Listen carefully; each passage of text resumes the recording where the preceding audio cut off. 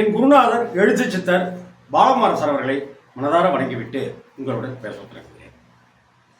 என்னங்க இது, பாலகுமாரனுக்கு இவ்வளவு ரசிகர்களா அப்படின்னு என்கிட்ட வியந்து சொன்னவர் என்னுடைய இன்னொரு குருநாதர், இயக்குனர், நடிகர், திரைக்கதை மன்னன் பாக்யராஜ் சார். பாக்யராஜ் சார் பாலகுமாரன் சாரை என்னிடம் பேட்டி எடுத்த தருணத்தில், நான் அவரை பேட்டி எடுத்த தருணத்தில் வியந்து சொன்னதைத்தான் இங்கே இந்த வீடியோவில் உங்களோட ஷேர் பண்ணிக்கலாம் இருக்கேன். பாக்யராஜ் சாருக்கும் பாலகுமாரன் சாருக்கும் தொடர்பு அப்படிங்கிறது முந்தானை முடிச்சு காலத்திலிருந்தே உண்டு. முந்தானை முடிச்சு சமயத்திலேயே பாக்யராஜ் அவர்கள் பாலகுமாரன் சார் அவர்களை அந்த கதை விவாதத்துக்கு, நீங்களும் வாங்க பாலகுமாரன் சார், நீங்களும் ஒரு ரைட்டர், நல்லா எழுதுறீங்க, உங்களுடைய சிந்தனைகள் இதுக்குள்ளார இருக்கட்டும் அப்படின்னு ஆசைப்பட்டு திருப்பதியில் முந்தானை முடிச்சு படத்தினுடைய டிஸ்கஷன் நடந்தது அப்படின்னு பாலகுமாரன் சார் தன்னுடைய முன்கதை சுருக்கம் அப்படிங்கிற பயோகிராஃபி அந்த நாவலில், அந்த கதையில் சொல்லியிருக்கார். அதே போல் பாக்யராஜ் சாரும் நிறைய இடங்களில் பாலகுமாரன் சார் நிறைய பங்களிப்பு செய்திருக்கார் அப்படிங்கிறதையும் குறிப்பிட்டிருக்கார். ரெண்டு பேரும் நல்ல நண்பர்கள்.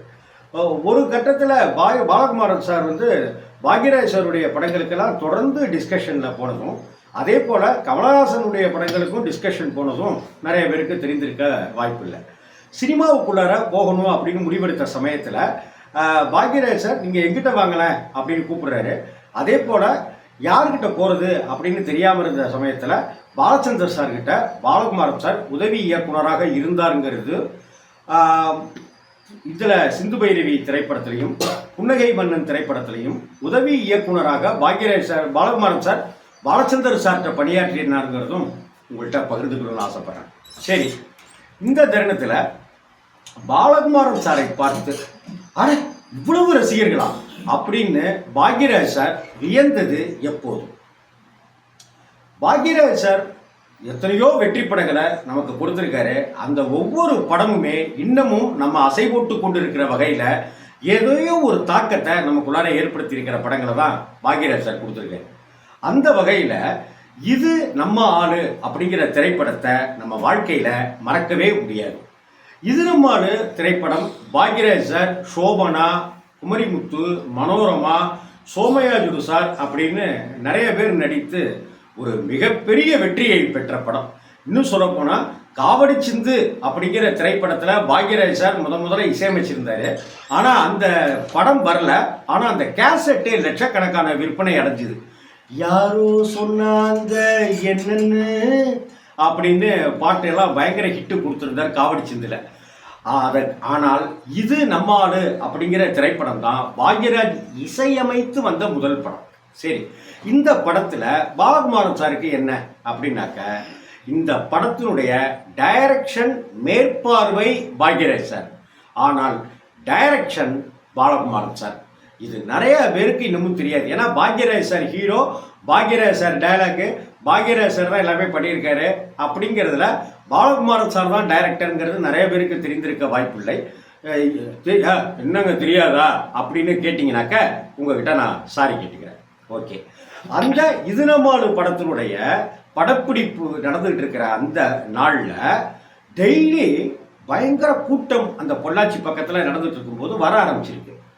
பாக்யராஜ் சார் முதல் நாள், ரெண்டாவது நாள் நம்ம ஊரில் நடத்துகிறோம், நம்ம ஊர் பெல்ட்டில் நடத்துகிறோம், அதனால் கூட்டம் வந்துருச்சு அப்படின்ற மாதிரி நினச்சிட்டு இருக்காரு. அதற்கு பிறகு பார்த்தாக்க மூணாவது நாள் கவனிக்கிறார் பாக்யராஜ் சார். இது நமக்கான கூட்டமாக தெரியலையே அப்படின்னு பாக்யராஜ் சாருக்கு ஒரு சந்தேகம் வருது. இதை பாக்யராஜ் சார் என்கிட்ட சொல்கிறாரு. அதாவது ராம்ஜி, பொதுவாக ஒரு ஷூட்டிங் நடத்துகிறோம் அப்படின்னாக்க கொஞ்சம் அந்த ஊர்க்காரங்க, பக்கத்து ஊர்க்காரங்கெல்லாம் டக்கு டக்குன்னு சைக்கிள் எடுத்துக்கிட்டு அப்படி இப்படிலாம் பார்க்கறது வழக்கம்தான். அதே போல தான் நம்ம படத்துக்கும் இது மாதிரி ஆளுங்கள்லாம் வந்திருக்காங்கன்னு நினச்சேன். முதல் 3 நாள் நான் சரியாக அப்சர்வ் பண்ணலை. 4வது நாள் பார்த்தாக்க அங்கே ஒரு கூட்டம் இருந்தது. அந்த கூட்டம்லாம் யார் அப்படின்னு பார்த்தாக்க ஏதோ படித்த கூட்டம் மாதிரி, ஒரு டீன் பருவத்தை தாண்டி நிற்பாங்கல்ல, ஒரு 22 வயசு 24 வயசில் ஆண்கள் பெண்கள், அந்த மாதிரி நிறைய பேர் இருந்துட்டு இருந்தாங்க. என்னடா அது நம்ம ஷூட்டிங்க்கு இப்படியான ஒரு கூட்டம் புதுசாக இருக்கே அப்படின்னு சொல்லி அசிஸ்டன்ட் டைரக்டர் ஒருத்தட்ட கூப்பிட்டு, டே சும்மா அவங்ககிட்ட பேச்சு கொடு, எதுக்காக வந்திருக்கீங்க என்னன்னு பேச்சு கொடு அப்படின்னு சொல்லி அனுப்பிச்சி விட்டேன். அதுக்கப்புறம் இன்னொருத்தனை நீ இந்த பக்கம் போ அப்படின்னு இன்னொரு அசிஸ்டன்ட் டைரக்டரை அனுப்பிச்சி விட்டேன். இந்த மாதிரி கூட இருக்க 3-4 பேரை வந்து அந்த ஷூட்டிங்க்கு எல்லாமே ப்ரிப்பேர் ஆகிட்டு இருக்கிற அந்த சமயத்தில் பாலகுமாரன் அந்த பக்கம் ஒர்க் பண்ணிட்டு இருக்கிறாரு. அந்த படத்துக்கு கேமராமேன் வந்து ராஜ்பிரீத் சார்னு ஞாபகம் இருக்குது, சரியா நினைவில்லை, மன்னிச்சிருங்க. அந்த ஒர்க்கெல்லாம் அப்படியே நடந்துட்டு இருக்கு. பாக்யராஜ் சார் இது மாதிரி ஆள் அனுப்பிச்சவங்க ஒருத்தர் வந்து காதுகிட்ட பாக்யராஜ் சார்கிட்ட சொல்கிறாரு, ஒருத்தர் அனுப்பிச்சல ராம்ஜி, அவன் வந்து என் காதுகிட்ட சொல்கிறான். சொல்லி முடிச்சுட்டு சரி சரி வேலையை பாரு ஷூட்டிங் ஆரம்பிக்கணும் அப்படின்னு சொல்லிட்டேன் நான். அதுக்கப்புறம் இன்னொருத்தரும் வந்து காதில் வந்து சொல்கிறான், அப்படியா சரி சரி வேலையை பாரு அப்படின்றான்.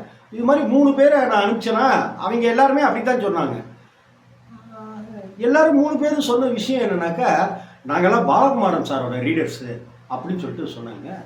எனக்கு அப்படியே ஷாக் ஆகிடுச்சு. அதுக்கப்புறம் ஷூட்டிங் எடுக்க ஆரம்பிச்சிட்டோம். ஒரு பிரேக் வந்தது.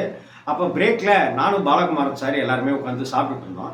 அப்போ பாலகுமாரன் சார்கிட்ட கேட்டேன், நீங்கள் மெர்க்குரி பூக்கள், இரும்பு குதிரைகள், தாய் மாணவன், பயணிகள் கவனிக்கவும் அப்படின்னு நிறைய அவருடைய எழுதுனதெல்லாம் நான் படிச்சிருக்கேன், அதெல்லாம் சொன்னேன். என்ன இப்படி ஒரு தாக்கத்தை ஏற்படுத்தியிருக்கீங்க யூத்துக்கிட்ட?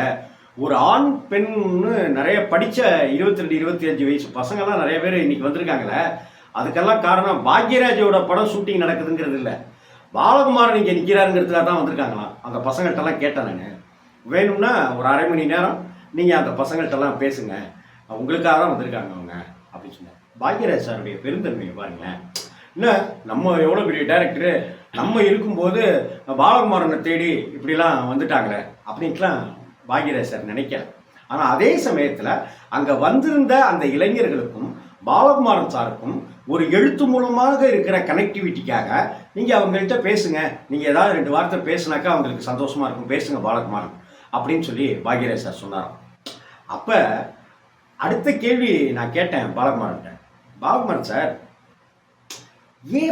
எப்படி இப்படியான ஒரு இளைஞர் கூட்டத்தை நீங்கள் பிடிச்சிங்க, உங்கள் எழுத்தில் என்ன வசிய மருந்து தருவீங்க அப்படின்னு நான் கேட்டேன். நம்மளும் எத்தனையோ படம் எடுத்துருக்குறோம், நம்மளும் நிறைய பெண்கள் தாய்மார்களுடைய ஆதரவெல்லாம் வாங்கியிருக்கிறோம். ஆனால் அந்த இடம், அந்த இளைஞர்கள் அப்படிங்கிற ஒரு இடம் வந்து நான் பாலகுமாரன் சார்ட்ட கேட்டு தெரிஞ்சுக்கணும்னு ஒரு கியூரியாசிட்டி இருந்துச்சு, அதான் கேட்டேன் ராம்ஜி அப்படின்னு. அதுக்கு பாலகுமாரன் சார், அதாவது உங்களோட குருநாதர் என்ன சொன்னார் தெரியுமா, இங்கே ஆண் பெண் நட்பு தான் சார் இங்கே பிரச்சனையே இருக்கு. ஆண் ஒரு திசையிலையும் பெண்ணை ஒரு திசையிலையும் வச்சு வேடிக்கை காட்டி விலக்கி வச்சு ஒரு பிரிவினையோடு இருக்க வைக்கிறதே தான் இங்கே வாழ்க்கையினுடைய விளையாட்டாக. இங்கே போன தலைமுறையோ அதுக்கு முந்தைய தலைமுறையும் ஆண் பெண் தோழமையோடு இருக்கணும் அப்படின்னே நினைக்கல சார். ஆனால் இங்கே ஆண் பெண் தோழமையாக இல்லாமல் ஆண் இங்கே நின்றுட்டு பெண் அங்கே நிற்கும் போது தான் அவருடைய மாறு எப்படி இருக்கும், எவ்வளோ பெருசாக இருக்கும், அவருடைய இடுப்பு எப்படி இருக்கும், அவருடைய கன்னம் எப்படி இருக்கும் அப்படின்லாம் நினைக்கலாம் சார். அதே போல் அங்கே இருக்கிற பொண்ணு இங்கே இருக்கிற ஆணை பார்த்துட்டு, ஆள் இவ்வளோ வாட்ட சாட்டமாக இருக்கானே, பொலார்னு பேசும்போது அரைஞ்சிருவானோ, ஆணாதிக்க திமுறை காமிச்சிருவானோ, ஐயோ அப்படின்ற மிரட்சியோட அங்கே பெண் இருக்கா சார். அந்த ஆண் பெண் தள்ளி நிற்காம அவங்களுக்குள்ளார ஒரு சிநேகிதம் வரணுங்கிறத தான் என் எல்லா கதையிலையும் நான் வலியுறுத்துறேன். அதைத்தான் இந்த ரீடர்ஸ்க்கு ஒரு இம்பேக்ட், ஒரு தாக்கத்தை ஏற்படுத்தி இருக்குன்னு நான் ஃபீல் பண்ணுறேன் பாக்யராஜ் அப்படின்னு பாலகுமார் சார் சொன்னார்னு பாக்யராஜ் சார் என்கிட்ட சொன்னார். சரி, அதற்கு பிறகு ஒரு 3/4 மணி நேரம் பாலகுமாரன் சாருக்காக அந்த ஷூட்டிங் ஸ்பாட்டில் இது நம்மள படப்பிடிப்பின் போது பாலகுமாரன் அப்படிங்கிற அந்த எழுத்தாளருக்கு உண்டான மரியாதையை பாக்யராஜுங்கிற ஒரு ரைட்டரு டைரக்டர் கொடுத்துருக்கிறாரு. தன்னை தேடி வந்திருக்கிற ரசிகர் பட்டாளர்களையும் அவர் சந்திக்கிறார். இதில் இதை விட இன்னொரு ஆச்சரியம் என்ன அப்படின்னு சொன்னாக்க, இந்த படத்தில் மனோரமா தான் முக்கியமான கேரக்டரில் நடிச்சிருப்பாங்க. பாக்யராஜ் சாருடைய அம்மாவாக மனோரமாவும் அப்பாவாக குமரிமுத்து சாரும் நடிச்சிருப்பாங்க. நான் சொல்கிறேன், மனம் விட்டு சொல்கிறேன், நடிகர் குமரிமுத்து அப்படிங்கிற ஒரு அற்புதமான கலைஞரை நம்ம தமிழ் சினிமாவோட மிகச்சிறந்த முறையில் பயன்படுத்தினது பாக்யராஜ் சாரும் மகேந்திரன் சாரும் தான். நான் சத்தியம் பண்ணி சொல்றேன், அந்த ஒரு கேரக்டரை பாக்யராஜ் சார் வேற யாருக்குமே கொடுக்காம குமரிமுத்து சார் கொடுத்துருப்பாரு, பின்னிருப்பாரு அந்த கேரக்டர். சாராய கடையில் சாராய கடையில் இருந்துக்கிட்டே தண்ணி அடிக்காமல் இருக்கிறது தான்டா பெரிய விஷயம் அப்படின்னு ஒரு டயலாக் இருக்குல்ல. நிறைய விஷயத்தை அது மாதிரி பண்ணியிருப்பார் குமரிமுத்து சார். குமரிமுத்து சாருடைய மனைவியாக மனோரமா ஆட்சி பண்ணியிருப்பாங்க. இந்த படத்தில் இந்த கதாபாத்திரம் மனோரமா, நிறைய படம் பாக்யராஜ் சார் படத்தில் வந்து மனோரமா நடிச்சிருக்காங்க. ஆர்ஆரோ ஆரிராரோ அது இது நிறைய படத்தில் நடிச்சிருக்காங்க. பாக்யராஜ் சார் இந்த படத்துக்கு கதையெல்லாம் சொல்லி நீங்கள் தான் நடிக்கிறீங்க ஆச்சு அப்படின்னு சொன்ன உடனே ஓகேங்க அப்படின்னு சொல்லிட்டாங்க. முதல் நாள் படப்பிடிப்பில் மனோரமா கலந்துக்கக்கூடிய முதல் நாள் படப்பிடிப்பு இதுவும் பாக்யராஜ் சார் என்கிட்ட சொன்னார். அந்த முதல் நாள் படப்பிடிப்பின் போது மனோரமா ஆட்சி என்கிட்ட வந்து 5 தடவை, சார் ஷூட்டிங் எப்போ சார், எத்தனை மணிக்கு சார் ஆரம்பிப்பீங்க, எப்போ சார் முடிப்பீங்க அப்படின்னு எல்லாம் கேட்கல. அவங்க 5 தடவை கேட்ட கேள்வி, சார் பாலகுமாரன் சார் எப்போ வருது, பாலகுமாரன் சார் எப்போ வருது அப்படின்னு ஆட்சி மனோரமா என்கிட்ட கேட்டாங்க. வந்துடுவார். அங்கே அவங்க சின்னதான டைலாக் போர்ஷன் அதெல்லாமே அவர்கிட்ட கொடுத்துருந்தேன். அந்த பிராமண பாஷையெல்லாம் வரணும் இல்லையா, அதுக்காக உட்காந்துருக்கார் ரூமில். வந்துடுவார் அப்படின்னப்ப ஒவ்வொரு தடவையும் நான் அப்படி தான் பதில் சொன்னேன். ஆனால் 5ஆவது தடவை என்னையா இது மனோரமா ஆச்சு, நம்ம எவ்வளோ பெரிய டைரக்டர், மனோரமா ஆட்சி வச்சு படம் பண்ணிகிட்ருக்குறோம், நம்மள்கிட்ட தம்பி உங்கள் சூரியலா சித்திரங்கள் ரொம்ப பிரமாதமாக இருந்துச்சு தம்பி, மௌன கீதங்கள் நல்லா பண்ணியிருந்தீங்க தம்பி, இன்று போய் நாளைவா கலகலப்பாக இருந்துச்சு தம்பி, அந்த நாட்களில் இப்படி அசத்திச்சு தம்பி, இத்தனை நாள் கழித்து என்னை இப்போ தான் கூப்பிடணும்னு உங்களுக்கு தோணிச்சா தம்பி அப்படின்னு எத்தனை கேள்விகள் இருக்குது கேட்குறதுக்கு. எப்படி தம்பி எம்ஜிஆருக்கும் உங்களுக்கும் பழக்கம் ஏற்பட்டுச்சு இப்படியெல்லாம் கேட்கலாம்ல. என்ன இவங்க எப்போ பார்த்தாலும் பாலகுமாரன் டைரக்டர் எங்கன்னு கேட்டுக்கிட்டே இருக்காங்க அப்படின்னு சொல்லிட்டு ஆட்சி உட்காரு பதறாரு. அவர் வந்த பிற்பாடு தான் அவர் தான் டைரக்ட் பண்ணுவார். அவர் வந்த பிற்பாடு தான் சீன் எடுக்க போகிறோம். இந்த சீனுக்கு உண்டான டயலாக்ல கொஞ்சம் பிராமண பாஷையெல்லாம் இருந்தால் நல்லா இருக்கும்னு சார் சொல்லி கரெக்ஷன்லாம் பண்ணிகிட்டு இருக்காரு அந்த பிராமண பாஷைக்கு தகுந்தது போல். அதனால் அங்கே எழுதிட்டுருக்கார் சார். வந்துடுவார். வந்த உடனேயே ஷூட்டிங் கிடையாது. வந்த உடனே நீங்கள் ஏதோ பாலகுமாரன் சார் பேசிட்ட பிற்பாடு தான் ஷூட்டிங் போருமா அப்படின்னு சொல்லிட்டு கேட்டுட்டு, என்ன காரணம், ஏன் இப்படி பாலகுமாரனை பார்க்கணுன்னு துடிக்கிறீங்க? பாலகுமாரனோட கதையெல்லாம் நான் நிறையா படிச்சிருக்கேன். பொம்பளைங்கன்னாக்கா சொந்த காலில் நிற்கணும், பொம்பளைங்கன்னா இப்படி பறந்துபட்டு சிந்திக்கணும் அப்படின்னு சொல்கிறாரா. நானும் ஆம்பளைங்களாலேயே வஞ்சிக்கப்பட்டு அதுலேருந்தெல்லாம் மீண்டு வந்து நான் இன்றைக்கி சக்ஸஸ் ஆகியிருக்கேனா. அவர் சொல்லும்போது என்னை நானே திரும்பி பார்த்துக்கிற மாதிரி இருக்கும். என்னைய மாதிரியே நிறைய பொம்பளைங்களும் புருஷன்களாலையும் அப்பாக்களாலையும் கஷ்டப்பட்டுருப்பாங்களே, அவங்களும் வாழ்க்கையில் முன்னுக்கு வரணுமே அப்படின்னு பாலகுமாரன் கதையை படிக்கும் போதெல்லாம் தோணும். அதான் பாலகுமாரனை இது வரைக்கும் நான் நேரில் பார்த்ததில்லை. அதான் அந்த ரைட்டர் சார்கிட்ட பார்த்து நன்றியை தெரிவிக்கணும் அப்படின்னு ஆட்சி மனோரமா சொன்னதாக பாக்யராஜ் சார் என்கிட்ட சொன்னார். இதில் பாக்யராஜ் சாருடைய அந்த பரந்தப்பட்ட அந்த அந்த பிராட் மைண்டு அதை நம்ம சொல்கிறதா, இல்லை பாலகுமாரன் சார் அப்படிங்கிற அந்த எழுத்தாளர் எழுத்து சித்தருடைய அந்த எழுத்து ஆளுமை எங்கெங்கெல்லாம் போய் தாக்கத்தை ஏற்படுத்தி இருக்கு அப்படின்னு ஒரு சிஷியனா நான் வியந்து பார்க்கறதா. ஆட்சி மனோரமா அப்படிங்கிறவங்க 5 முதல்வர்களுடன் நடித்த நடிகை, 1000 படங்களுக்கு மேலே நடித்த நடிகைன்னெல்லாம் கொண்டாடப்பட்டு கொண்டிருக்கிறவர். இன்றைக்கும் ஆட்சி அப்படின்னாக்கா நமக்கு கண்ணுக்கு முன்னாடி மனோரமா தான் ஞாபகத்துக்கு வருவாங்க. அவ்வளவு படங்கள், பாடகி, அவங்க மிகச்சிறந்த பாடகி, பன்முக திறமை கொண்டவர். அவங்க வந்து இப்படி கதை படிப்பதற்கு நேரம் ஒதுக்கி கதைகள் படித்து அந்த கதைகள்லேருந்து மனசுக்குள்ளார வந்த தாக்கங்களை வெளிப்படையாக இப்படி சொல்கிறது, இதெல்லாம் பார்த்து வியந்து போகிறதா அப்படின்னெல்லாம் இருந்தது. இது நம்மால் அப்படிங்கிற திரைப்படமே ஒரு பெரிய தாக்கத்தை ஏற்படுத்துச்சு. ஆக்சுவலாக இது நம்மால் திரைப்படம் ஒரு இது என்ன சுவாரஸ்யம் என்னன்னாக்கா, ஜாதி கூடாது, மேல் ஜாதி கீழ் ஜாதி இப்படிலாம் கிடையாதுன்னு சொல்கிறத வலியுறுத்தி எடுத்தது தான் பாக்யராஜ் சாருடைய இது நம்மால். இது நம்மாலியா, என்ன நீ கீழ் ஜாதிக்காரன் சொல்கிற, இது நம்மால், இல்லை நீ அந்த ஜாதின்னு பிரித்து பார்க்குற, இது நம்மால் அப்படின்னு சொன்ன கருத்தை வலியுறுத்தின படம் தான் இது நம்மால். இதில் ஒரு சுவாரஸ்யம் என்னன்னாக்க, பாக்யராஜ் சாருடைய குருநாதர் இருக்கார்ல, அவரும் ஜாதி கூடாது அப்படின்னு ஒரு படம் எடுத்தார். பாலுத்தேவர்னு உங்கள் பேர் சொல்கிறீங்க, பாலுங்கிறது உங்கள் பேர், தேவருங்கிறது நீங்கள் வாங்கின பட்டமா அப்படின்னு கேட்ட அந்த வேதம் புதிது இருக்குல்ல, கிட்டத்தட்ட இது நம்மால் படம் வந்த காலகட்டத்திலேயே பாரதி ராஜாவுடைய குருநாதர் பாரதி ராஜாவுடைய வேதம் புதிது திரைப்படமும் வந்துச்சு. இன்னும் சொல்ல போனால் பாக்யராஜ் சார் அவர் பிராமண சமூகத்தை சேர்ந்தவர் அல்ல. ஆனால் பாக்யராஜ் சாருடைய மனைவி பிராமண சமூகத்தை சேர்ந்தவர் பூர்ணிமா பாக்யராஜ் அவர்கள். அதே போல் அங்கே பாலு தேவருங்கிறது பேருன்னு சொல்கிறீங்க, பாலுங்கிறது உங்கள் பேர், தேவருங்கிறது நீங்கள் வாங்கின பட்டமா? அப்படி வசனத்தை வைத்து படம் எடுத்த பாரதி ராஜா அந்த சமூகத்தை சேர்ந்தவருங்கிறது தான் இங்கே சுவாரஸ்யம். தன் ஜாதியை தூக்கி பிடிப்பாங்கல்ல, இன்னைக்கு அப்படி பிடிச்சிட்டு நிறைய படங்கள் வருது இல்லை. ஆனால் ஜாதி பெருமை பேசாமல் பாலச்சந்தர் அப்படி தான் பண்ணார்.